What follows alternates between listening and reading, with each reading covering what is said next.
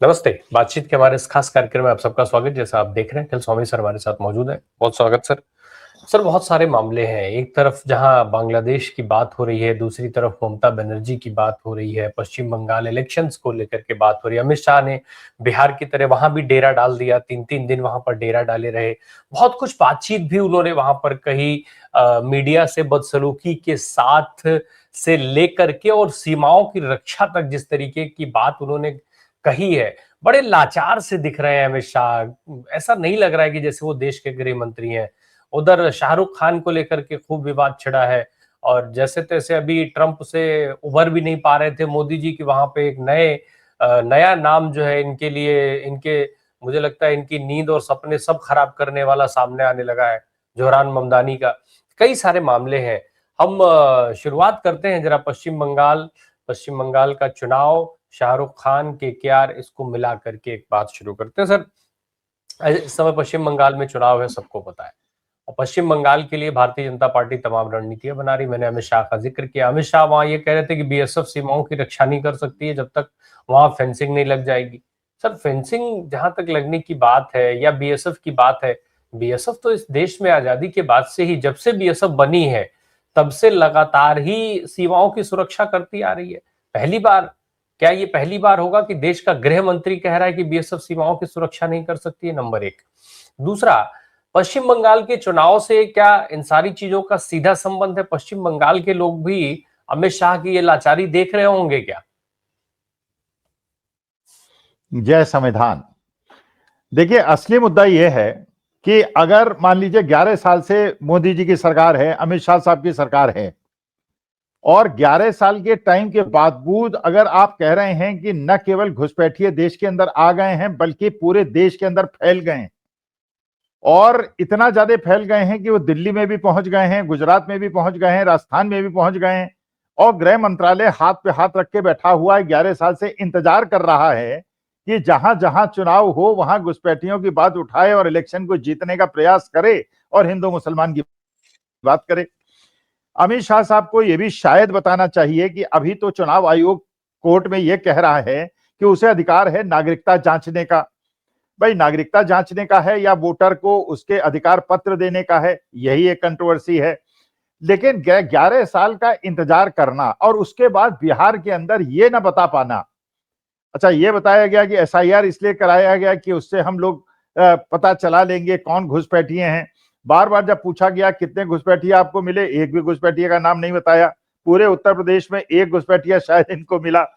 तो देखिए, असल में जो जाल आप फैलाते हैं उस जाल के अंदर आप खुद फंस जाते हैं। वही स्थिति आज के तारीख में भारतीय जनता पार्टी की होती जा रही है। लेकिन जो लोग कम ज्ञानी हैं या उन्हें बहुत ज्यादा नॉलेज नहीं है, वो इस उसमें फंस जाते हैं, माया जाल में फंस जाते हैं। घुसपैठिए आ गए हैं, मुसलमानों की संख्या बहुत ज्यादा बढ़ती चली जा रही है। भाई, अगर मुसलमानों की संख्या बढ़ती चली जा रही है तो आरएसएस वालों को शादी करनी चाहिए, शादी करके बच्चे पैदा करने चाहिए। ये थोड़ी है कि वो बाकी हिंदू जो मध्यम वर्ग और निम्न वर्ग के हैं, जिन बेचारों को नौकरियां नहीं मिलती हैं, उनसे कहें आप 3 बच्चे पैदा कर लीजिए, 4 बच्चे पैदा कर लीजिए। आप ये सोचिए, भाई अमित शाह साहब को तो कोई परेशानी नहीं, एक बेटा है, उनका बेटा आईसीसीआई का अध्यक्ष है, आईसीसी का अध्यक्ष है। पूरे वर्ल्ड के अंदर सबसे रिच ऑर्गेनाइजेशन अगर किसी एसोसिएशन की है तो आईसीसी है। बीसीसीआई के अंदर जितने भी लोग हैं सारे किसी न किसी राजनीतिक दल के लोग हैं, उन्हें तो इस प्रकार की कोई समस्या है नहीं। लेकिन असली प्रश्न ये उठता है कि भारत के अंदर हजारों साल से जब हम लोग प्यार मोहब्बत से रहते चले आए और हमारे देश के 5 करोड़ हिंदू अगर विश्व के अलग अलग कोने में जाके बसे हुए हैं, अगर उन्हें वापस बुला लेंगे तो हिंदुओं की संख्या तो बढ़ जाएगी। तो क्या ये चाहते हैं, ये सारा प्रपंच हिंदुस्तान के अंदर इसलिए कर रहे हैं हिंदू मुसलमान का कि इसका बैकलैश हो, क्रिश्चियन कंट्रीज हिंदुओं को परेशान करें? और आपने देख लिया H1B वीजा के बाद हिंदुओं को अमेरिका के अंदर, यूरोप के अंदर नौकरियां मिलनी बंद हो गई हैं। इंटरव्यू में जब वो पूछते हैं जब कहां से आए हो, जहां इंडिया को उन्हें पता चलता है वो इंटरव्यू में सिलेक्शंस नहीं हो रहे हैं तो उनको वहां पे पीआर नहीं मिल रहा है, और ये सारी समस्याएं उनके साथ पैदा हो रही हैं। अभी मैं एक अमेरिकन दंपत्ति से बात कर रहा था, पब्लिक इंडिया में भी मैंने बात की, 4PM में भी बात की। उन्होंने बताया कि जो इंडियंस हैं वो अमेरिका के अंदर मॉल्स में नहीं जा रहे हैं, एयरपोर्ट्स में नहीं जा रहे हैं, इधर उधर नहीं जा रहे हैं, क्योंकि उनके सारे क्रेडेंशियल चेक हो रहे हैं और जरा से भी क्रेडेंशियल में कोई डाउट होता है तो उठा लेते हैं और कहते हैं 2 महीने के अंदर तुम्हें हम डिपोर्ट कर देंगे। तो पहले जो स्वच्छंदता से भारतीय अमेरिका में, यूरोप में घुमा करते थे, जर्मनी से आपको पता चल रहा है, बर्लिन से कितने लोगों को वापस भेजा जा रहा है। पूरे विश्व के अंदर जो ये नैरेटिव चलाया है, इसके अब बैकलैश दिखाई पड़ रहे हैं। तो मेरे ख्याल से बिना सोचे समझे, अगर बिना रणनीति बनाए और ये सोचे हुए, और यही कारण था महात्मा गांधी ने या सरदार पटेल ने या पंडित जवाहरलाल नेहरू ने जो सेकुलरिज्म की परिभाषा रखी थी कि हमारे भारतीय अगर विदेश जाएंगे तो उन्हें इस प्रकार के भेदभाव का सामना न करना पड़े, लेकिन उन्होंने नीति बदल गई।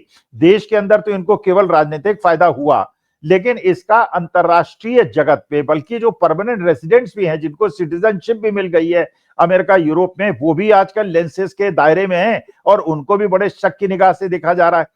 तो लोगों का मूवमेंट रुक गया है। तो ये जो परिस्थिति बन रही है, बिना सोचे समझे जो भारतीय जनता पार्टी ने रणनीति बनाई थी, और घुसपैठिए के मामले में अगर आप कहते हैं 2 करोड़ घुसपैठियां हैं, 2.5 करोड़ घुसपैठियां हैं, तो कौन भारत का आदमी कहता है कि कोई भी विदेशी नागरिक अगर देश के अंदर आके बस गया है।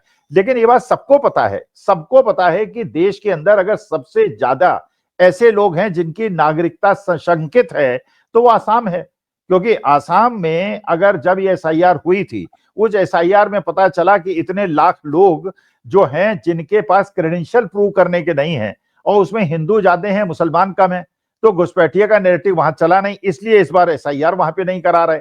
फिर उसके बाद ये पता चला कि वो हिंदू बेचारे जो बांग्लादेश में सताए जा रहे थे, 30-35 साल पहले बांग्लादेश से हिंदुस्तान आ गए, और उनके पास आज के तारीख में एसआईआर तो नहीं हो रही है, लेकिन आज उन्हें प्रूव करना पड़ रहा है कि वो बांग्लादेश से आए हैं और बांग्लादेश में उनकी प्रताड़ना हो रही थी, वो सिद्ध कर नहीं पा रहे। तो सबसे ज्यादा खतरे में डिटेंशन सेंटर में वो जा रहे हैं। तो जो इन्होंने अटैक किया था, सोचा था कि मुसलमानों पे करेंगे, वो हिंदुओं पे हो गया है। लेकिन चलिए, वो चुनाव आयोग उनके पास है, चुनाव जीतने की उनकी पूरी प्रक्रिया उनके पास है, उसी माध्यम से चुनाव जीत लेंगे। और Mamata Banerjee should be careful, क्योंकि चुनाव जो हारे और जीते जाएंगे वो इधर उधर नहीं जीते जाएंगे, वो केवल ईवीएम और जो ये वोटर लिस्ट बनेगी उसके आधार पर जीते जाएंगे। That is why Stalin also should be careful और Mamata Banerjee should also be careful.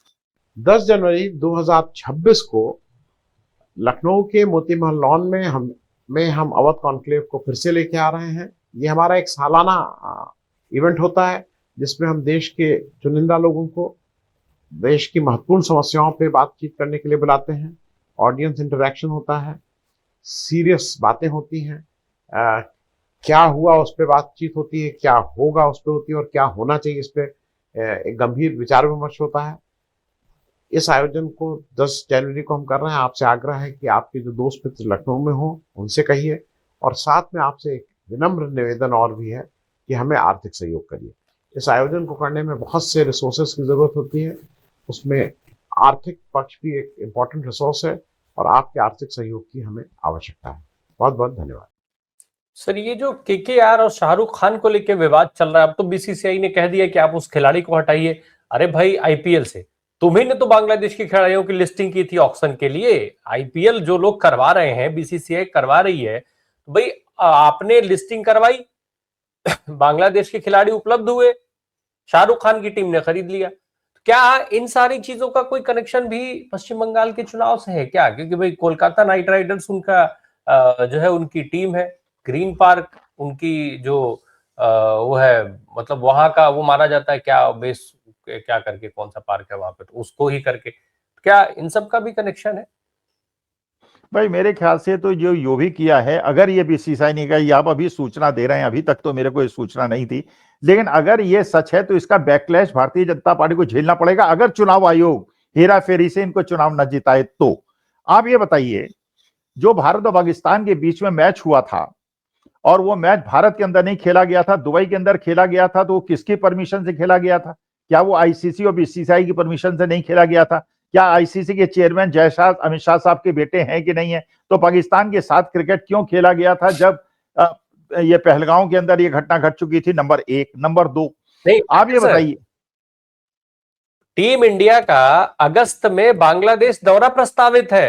माफ कीजिएगा, मैंने शायद ग्रीन पार्क बोला, वो ईडन गार्डन है जो ईडन गार्डन में के हुई बेस माना जाता है। लेकिन खुद टीम इंडिया का अगस्त के अंदर बांग्लादेश का दौरा प्रस्तावित है, उनके रूटीन में है वो, मतलब उनके शेड्यूल में है। उस पर कोई बात नहीं और उस पर कोई सवाल नहीं हो रहा अभी तक। अच्छा ये बताइए, बांग्लादेशी प्लेयर का आप ये जो अगर ये आपने ऑर्डर कर दिया है कि उसे टीम से शाहरुख खान वापस कर दें, बाहर कर दें, ये बताइए किस आधार पे, किस आधार पे? इस आधार पे ना कि वहां पे हिंदुओं की हत्याएं हो रही हैं, इसलिए ना। आप ये बताइए, अगर क्रिश्चियन कंट्रीज में जहां पे बड़े बड़े जो मल्टीनेशनल कंपनीज हैं उसके सीईओज हिंदू हैं, और अगर ये क्रिश्चियन कंट्रीज की ऑर्गेनाइजेशन और वहां के कंट्रीज भी ये निर्णय ले लें क्योंकि आपने क्रिसमस के अंदर इतना उत्पात मचाया और हमारे लोगों को पीटा और जापानी कपल को आपने और उनके परिवार को बनारस के अंदर परेशान किया, इसलिए हम अपनी कंपनी से हिंदूज को बाहर निकालते हैं, तो इसका क्या रिपरकशन होगा, देश पे इसका क्या प्रभाव पड़ेगा? ये बताइए। ये व्यक्ति जो बांग्लादेश का प्लेयर है, ये क्या पहले आईपीएल नहीं खेला है? तो केवल इसी बार ये परिस्थिति क्यों बन गई?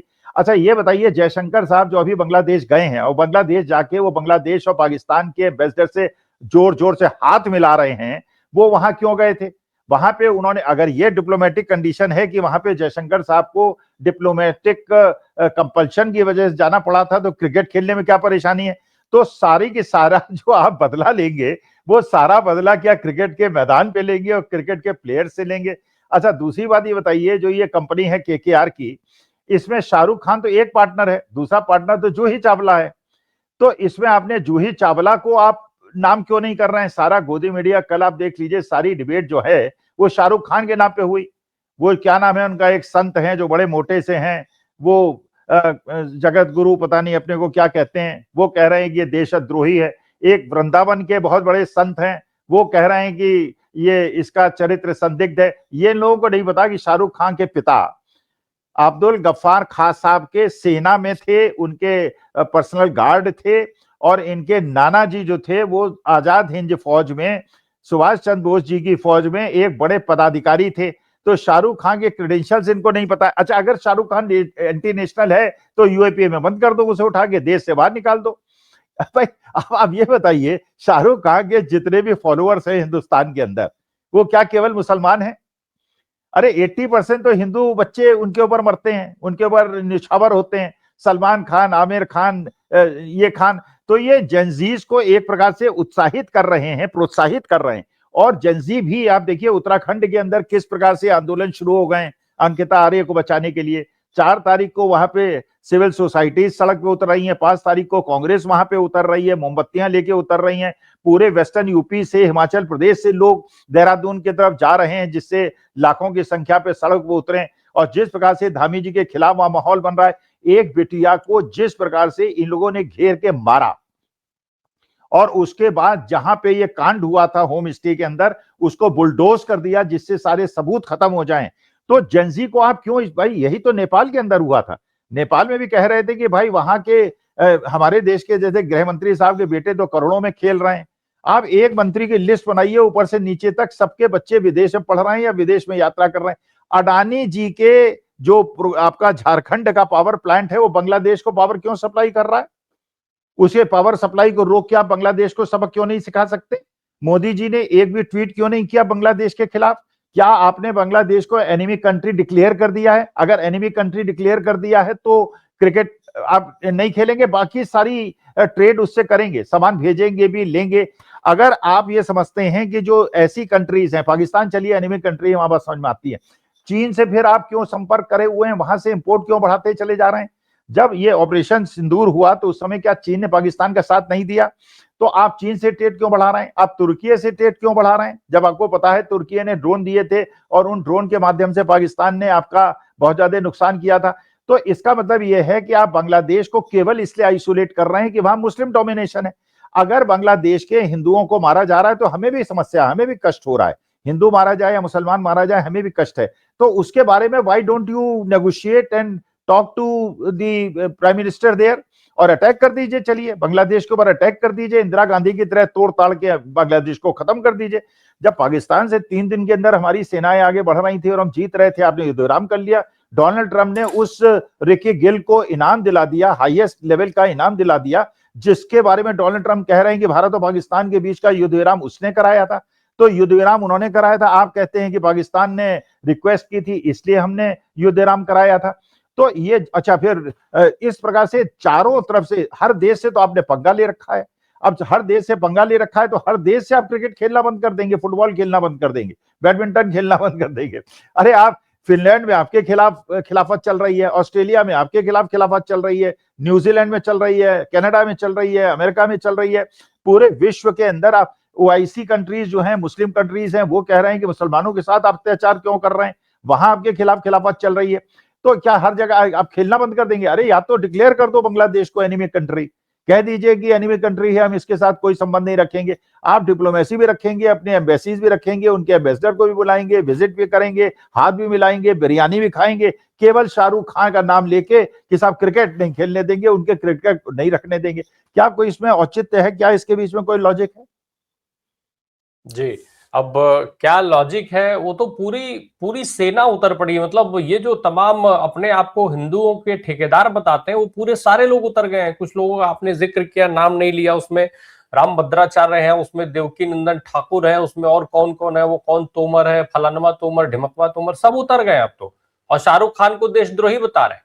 और शाहरुख खान को अब सवाल वही है सर, अगर शाहरुख खान देशद्रोही हैं तो आप उनको गिरफ्तार करिए, कार्रवाई करिए। लेकिन साथ में जो ये सवाल है कि भाई अडानी से आप सवाल क्यों नहीं पूछ रहे हैं, नरेंद्र मोदी से सवाल क्यों नहीं पूछ रहे हैं, जयशंकर कितनी बार और जाकर के नरेंद्र मोदी और मोदी सरकार की बेइज्जती करवाएंगे, भारत की बेइज्जती करवाएंगे दुनिया के तमाम मंचों पर। कि जिस एक तरफ हमारे देश के क्रिकेटर्स हैं, वो एक इशारे के बाद पाकिस्तान के लोगों से हाथ नहीं मिला रहे, और दूसरी तरफ ये जयशंकर जाकर के हाथ मिला लेते हैं, उस पर भाजपा भी सन्नाटे में रहती है और भाजपा के ये अंधभक्त भी सन्नाटे में रहते हैं। तो आखिर ये जो अब कायदे से तो मैं जो है वो दोहरा चरित्र कह रहा हूं, लेकिन उस दोहरे की जगह क्या शब्द इस्तेमाल होता है, ये देश के लोगों को समझ में आना चाहिए कि क्या शब्द इस्तेमाल होता है। मैं नहीं इस्तेमाल कर रहा हूं। तो ये इस तरीके का चरित्र क्यों, क्या दिक्कत है और इससे फायदे क्या है सर? नहीं, देखिए, भारतीय जनता पार्टी का, आरएसएस का, विश्व हिंदू परिषद का, बजरंग दल का केवल एक ही मकसद है कि भारत के अंदर किसी प्रकार से शासन में जमे रहा जाए। इनको भारत देश से कोई मतलब नहीं है, इनको भारत माता से कोई मतलब नहीं है, भारत माता से इनको प्यार नहीं है। और वास्तविकता में अगर ये अपनी, क्योंकि इन्हें पता है कि अगर इन्होंने गद्दी छोड़ दी भारतवर्ष की, अगर ये प्रधानमंत्री नहीं रहे तो इनके साथ क्या होगा, क्या क्या इन्होंने किया है, कैसे नोटबंदी की है, कैसे तालाबंदी की है, कैसे जीएसटी लगाया है, कैसे लोगों को परेशान किया है, कैसे जंगल उजाड़े हैं, कैसे एक राष्ट्रीय सेठ को सब कुछ दे दिया है। और ये भी बात बिल्कुल पक्की है, राम प्रकाश जी, आप नोट करके रख लीजिए, आज नहीं तो कल जब सरकार बदलेगी तो उस राष्ट्रीय सेठ की सारी संपत्ति को नेशनलाइज कर दिया जाएगा, और नहीं करेंगे तो उस सरकार, जो नई सरकार आएगी, उसके खिलाफ मैं आंदोलन खड़ा करूंगा। ये राष्ट्रीय सेठ को सारी कोयले खदानें, सारे सीमेंट प्लांट, सारे बंदरगाह, सारे एयरपोर्ट, सब कुछ जो दे दिए गए हैं, पहली डिमांड मेरी होगी, जो नई सरकार आएगी, इनको नेशनलाइज कीजिए और इनके सम्मान इनको सर्व कराइए और अमेरिका को सौंप दीजिए। देखिए, सीधी सी बात है, इतना ज्यादा डर है। और जिस आदमी का 22, 24, 25 लाख करोड़ की वेल्थ है, वो आदमी 1 लाख करोड़ तो दे ही सकता है। आपने देख ही लिया इनके अकाउंट में कितने पैसे पड़े हुए हैं, 10,000 करोड़ पड़े हुए हैं। कांग्रेस के अकाउंट में 150 करोड़ रुपए पड़े हुए हैं। 10,000 करोड़ में अरे आप जो चाहें सो कर लें, जिसको चाहे आप खरीद लें। हिंदुस्तान में ज्यादातर लोग बेचारे गरीब गुरबे हैं, उनको तो अगर 10,000 रुपए मिल जाएगा तो वो वोट जाके अपना बेचारे गरीब लोग दे आएंगे, ये सोच के कि 1,90,000 और मिलेगा, 2-4 साल हमारी जिंदगी कट जाएगी। इनका मकसद, लेकिन ये नहीं समझ रहे हैं, ये नहीं समझ रहे हैं। जो मैंने अमेरिकन दंपत्ति से बात की थी, उन्होंने कहा था अभी तो हॉलीडेज खत्म हो जाने दीजिए, हॉलीडेज खत्म होने के बाद जब डोनाल्ड ट्रंप को ये पूरी सूची मिलेगी कि और वहां पे पूरा बकायदा डॉक्यूमेंटेशन हो रहा है अमेरिका के अंदर, यहाँ पे जो क्रिश्चियंस के साथ हुआ है और एक्समस में हुआ है, क्रिसमस में हुआ है, वो सारी चीजों की लिस्ट बनेगी। और उसके बाद अगर इसका बैकलैश होगा, बैकलैश हर जगह से हो रहा है भाई। आप देखिए, बांग्लादेश के अंदर आप अपने हिंदुओं को बचाने के लिए मोदी जी कुछ कर रहे हैं क्या? क्या आपको ये नहीं लगता है कि मोदी जी को, भारत सरकार को कुछ करना चाहिए? कुछ नहीं कर रहे हैं। They are not intervening, they are not even uttering a single word. एक ट्वीट नहीं कर रहे हैं, बात नहीं कर रहे हैं। शेख हसीना को अपने देश के अंदर बिठाया हुआ है। अब शेख हसीना, अब ये सोचिए, शेख हसीना रोहिंग्या है कि नहीं, बांग्लादेशी है कि नहीं, मुसलमान है कि नहीं? तो शेख हसीना मुसलमान को तो आप पूरी फैमिली के साथ यहाँ प्रोटेक्शन दे देंगे, और कोई गरीब मुसलमान बेचारा अगर हाथ जोड़ के आपके पास आ जाएगा कि साहब हमको मारा जा रहा है, या हिंदू भी आ जाएगा, आप हिंदू को नागरिकता नहीं देंगे। और शेख हसीना ऐसे अपना सज धज के और अपना पर्स वर्स लगा के गाजियाबाद और दिल्ली के बाजार में मार्केटिंग करेंगी और परचेजिंग करेंगी। अच्छा, शेख हसीना की ठीक विपरीत जो खालिदा हैं, जो वो हैं, वो जिनकी अभी मौत हुई है, वो एक दूसरे के लॉगर हेड्स में हैं। आप वहां उनकी भी उसमें चले गए और शेख हसीना को भी।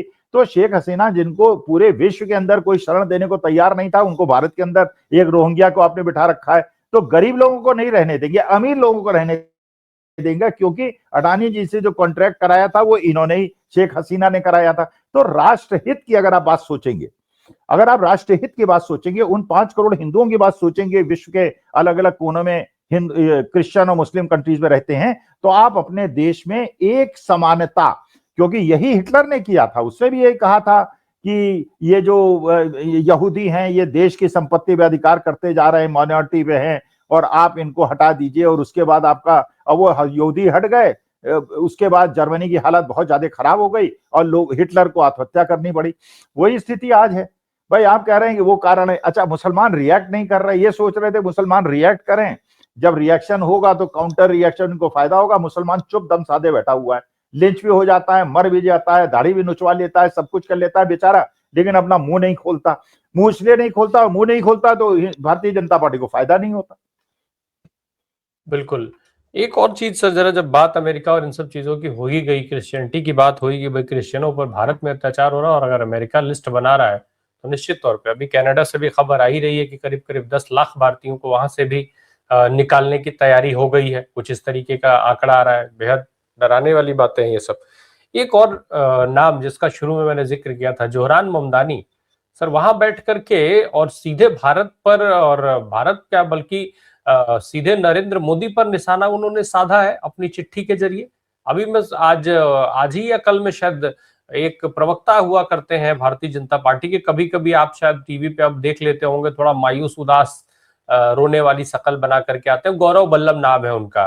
पहले उनको जो है अर्थशास्त्र के एक मजबूत प्रवक्ता और मजबूत जानकार के तौर पर जाना जाता था, लेकिन अब ऐसा शायद रहा नहीं। अब वो अर्थशास्त्र सब उनका निकाल दिया है, भाजपा ने भुला दिया है उनको ठीक से। वो बता रहे थे कि भारत के इंटरनल मामले में वो दखल ना दें और भारत संविधान को मानने वाला है, संविधान के हिसाब से चलता है। तो ये ममदानी ने निशाना किस पर साधा है सर? भाई आप ये सोचिए, डोनाल्ड ट्रंप और ममदानी एक दूसरे के विरोध में हैं। जैसे अभी मैंने बांग्लादेश का एग्जाम्पल लिया, शेख हसीना और खालिदा जिया एक दूसरे के बिल्कुल अपोजिट कैंप्स में हैं। उसी तरह ममदानी और डोनाल्ड ट्रंप, तो डोनाल्ड ट्रंप भी हमारे पीछे पड़ा हुआ है और ममदानी भी हमारे पीछे पड़ा हुआ है। अच्छा, ममदानी ने कहा क्या? भाई ममदानी ने यह कहा कि भारत के अंदर जो 5 साल से ट्रायल नहीं हो रहा है, उसकी हियरिंग नहीं हो रही है। भाई हर आदमी ये कह रहा है कि 5 साल तक, इसका माने the process has become the punishment. 5 साल से आप सुनवाई नहीं कर रहे। अरे सुनवाई करो, 6 महीने के अंदर फास्ट ट्रैक कोर्ट में करो। अगर वो दोषी है तो उसको दंड दो, दोषी नहीं है तो उसको छोड़ दो। अच्छा, वो आप कर नहीं रहे हैं। अच्छा ये बताइए, अगर इसको इंटरफेरेंस माना जाता है, रामप्रकाश जी आप जरा थोड़ा सोच के बताइएगा, अगर इसको इंटरफेरेंस माना जाता है तो बांग्लादेश के कोर्ट्स ने, बांग्लादेश के हाईएस्ट कोर्ट्स ने शेख हसीना को क्रिमिनल घोषित कर दिया है, मर्डरर घोषित कर दिया है। उनके लिए भारत सरकार से कहा है कि उनको देश के अंदर सौंप दीजिए। तो अगर हमें अपने कोर्ट्स के ऊपर प्रश्न उठाने वालों को इस प्रकार से जवाब देना है, तो क्या हमको यह जवाब नहीं देना होगा कि जब बांग्लादेश कोर्ट ने शेख हसीना को क्रिमिनल घोषित कर दिया है, दोषी घोषित कर दिया है, तो क्या हमें शेख हसीना को नहीं सौंप देना चाहिए?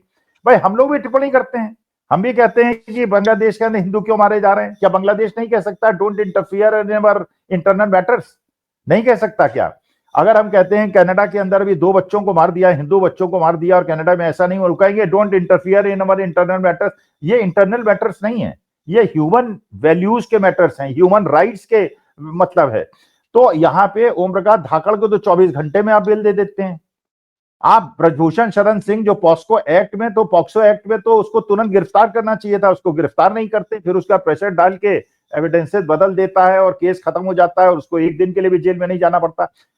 सेंगर को आप बेल दे देते हैं और उसके बाद सुप्रीम कोर्ट को इंटरवीन करना पड़ता है। राहुल गांधी को अवमानना के मामले में हाई कोर्ट और लोअर कोर्ट 2 साल की सजा दे देते हैं, पार्लियामेंट की सीट छेड़ देते हैं, सुप्रीम कोर्ट को इंटरवीन करना पड़ता है। आसाराम और राम रहीम को आप बार बार पैरोल दे देते हैं और इसको 5 साल से आप जेल के अंदर बंधे हुए हैं बिना ट्रायल के। कभी ये वकील छुट्टी पे चले जाते हैं, कभी वो वकील छुट्टी पे चले जाते हैं, कभी जज साहब छुट्टी पे चले जाते हैं। तो ममदानी ने, और ममदानी की हिम्मत का तो मैं कायल हूं, न्यूयॉर्क के मेयर का पद का जब पद ग्रहण उसने किया तो उसने अपने कुरान शरीफ पे शपथ ली। भाई माइनॉरिटी में है मुसलमान 1-2% होंगे, बहुत ज्यादा होंगे, हिंदू 2-4% होंगे न्यूयॉर्क के अंदर, लेकिन वहां की जो पॉपुलेशन है वो उस पर माइंड भी नहीं करती, कहती है ठीक है आप मुसलमान हैं तो आप मुसलमान कुरान शरीफ पे लेते हैं, कोई परेशानी नहीं, हिंदू हैं गीता पे हाथ रख के कसम लेते हैं, कोई परेशानी नहीं। तो वो होती है डेमोक्रेसी, एक वाइब्रेंट डेमोक्रेसी।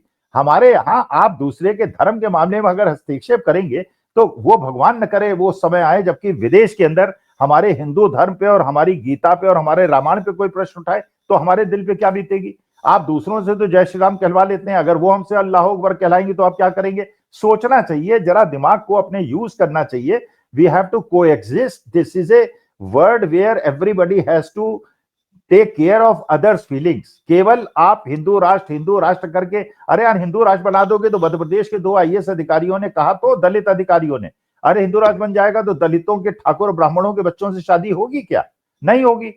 तो अगर दलित ही रहेगा और ब्राह्मण ही रहेगा और केवल दक्षिणा लेने का अधिकार ब्राह्मणों का होगा और दलित केवल दान दक्षिणा दे पाएगा और बैकवर्ड केवल दान दक्षिणा दे पाएंगे, तो उस हिंदू राष्ट्र का कोई क्या करेगा। वो तो फिर मनुस्मृति वाला देश बन जाएगा। राम राज्य कैसे बनेगा। राम राज्य का मतलब होता है जहां भगवान श्री राम शबरी के बेर खाते हैं और केवट को अपने गले लगाते हैं, वो राम राज्य था। ये राम राज थोड़ी है जहां दलितों को आप जीभ से बांध के पीटते हैं और आदिवासियों के मुंह पे पेशाब करते हैं, ये राम राज्य नहीं है।